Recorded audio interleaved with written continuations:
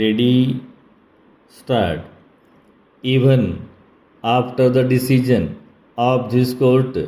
in the state of Madras versus Gannon Dunkley and Company Limited, it was quite possible that where a contract entered into a connection with the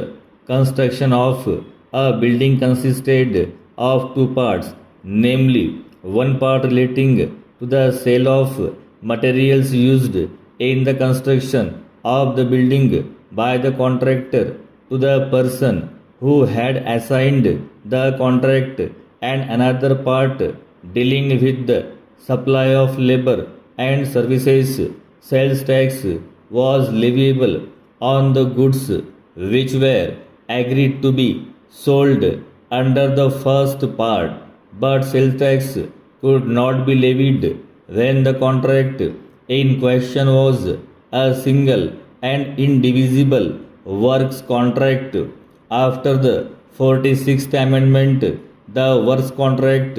which was an indivisible one, is by a legal fiction altered into a contract which is divisible into one for sale of goods and the other for supply of labor and services. After the 46th Amendment, it has become possible for the states to levy sales tax on the value of goods involved in a works contract in the same way in which the sales tax was leviable on the price of the goods and materials supplied in a building contract which had been entered into in two distinct and separate parts as stated above para.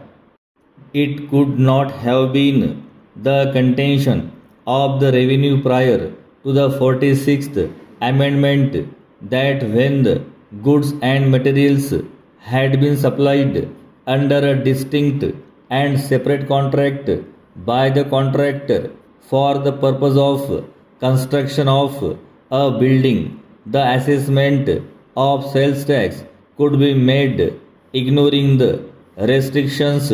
and conditions incorporated in Article 286 of the Constitution. If that was the position, can the states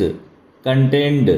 after the 46th Amendment, under which by a legal fiction the transfer of property in goods involved in a works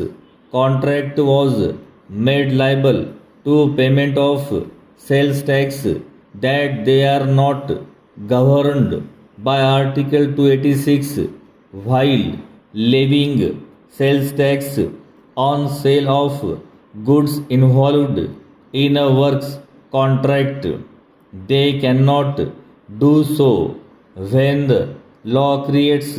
a legal fiction. Such fiction should be carried to its logical end. There should not be any hesitation in giving full effect to it. If the power to tax a sale in an ordinary sense is subject to certain conditions imposed by the Constitution,